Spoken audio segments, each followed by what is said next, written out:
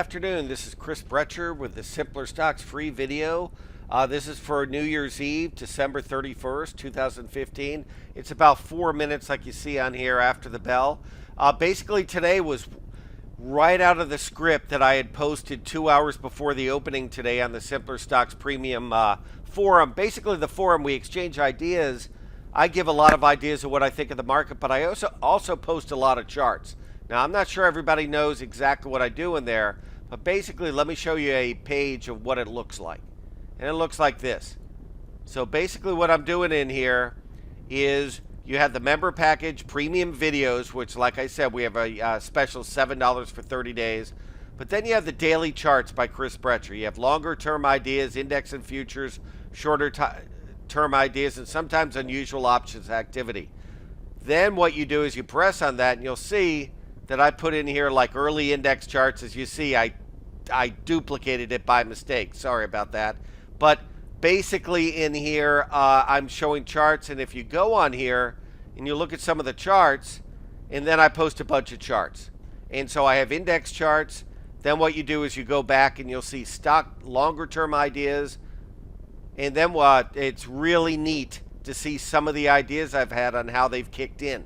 And we'll get to that in a minute. So, but that's what we do. When I say that I post charts in the forum, that's the forum, and that's how I post the charts. Is in the morning, I usually post 5 or 6 index charts of what I'm watching. Then what I'll do, or futures charts, I'll also post usually some of the FANG stocks, like the Googles and the Amazons. And then I'll have some that look like good charts, like some of the Russell 1000 stocks that might look good, or underperformers all year that are starting to pop, or things that look like flags on the downside. And some of those I posted today on the shorter term ideas. Like, just so you know, I posted this chart an hour before it broke down earlier today. Look at the NASDAQ on here. I posted this right here on the shorter term ideas that I was sort of conflicted because you have the NASDAQ overall looking pretty good, but on a 15-minute, it was just such an obvious bear flag. So what do you do in that case? You go to the constituents within it to see if they have good or bad patterns. And we'll get to that in a minute. So basically today what we're getting is you have the futures down 17.25, the ESs. The NASDAQ down 43. The Russell giving back almost all of its gains from yesterday. The bonds up all of a point. You have the Nikkei down 155, which, like I said, is a big warning flag. But the biggest warning flag in all this, forget about gold and crude oil. But the bigger thing that I watch is the transport's down another 82, so they gave back everything from yesterday. Yesterday they were up around 50, so we still have that Dow theory sell signal in place. The other thing I'm watching is not crude oil as much as I'm watching the high yield bonds, because a lot of the high yield bonds, 25% of them are nested in oil companies. So I watch to see how this acts. As you see, today it acted okay, but it's something I'm watching just long term because, as you see, this chart still doesn't look great at all. It's on almost a 3-year low while the S&P is almost on a yearly high. So there are a lot of negative divergences in there.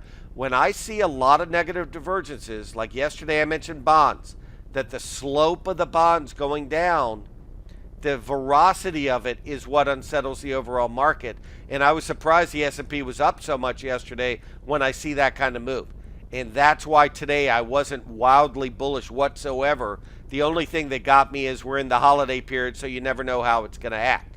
But when you see this level right here in the bonds, and then you have like this on the transports, that I know I've been a broken record in talking about this on a weekly, looks like this, where it's on a 2-year low while the S&P is almost at a high. What you get out of all that I'm talking about is I'm not looking for swing long trades. I might look for a week long trade, but if I'm looking for any swings, it will be shorts. And usually what I do is if I'm bearish on the overall market, I'll short indexes, but then I'll find stocks that look really like they're teetering on the edge of darkness, and I'll short those. A couple of them we're looking at is, one of them is Expedia, and I'll show you. Every time I look at daily charts or 78, I always look at the weekly. You don't want a stock like this. Let me show you what I'm talking about. is look at this. Expedia could be a top, had a nice reversal here when it actually had earnings, went up and is reversed and given back all of that, all right? This is what I look at. I'm looking at this right here, and I'm looking at the more times a trend line can touch, the more significant. As you see, if it doesn't hold here, where it could go. You don't want to short a stock like this. Look at Adobe.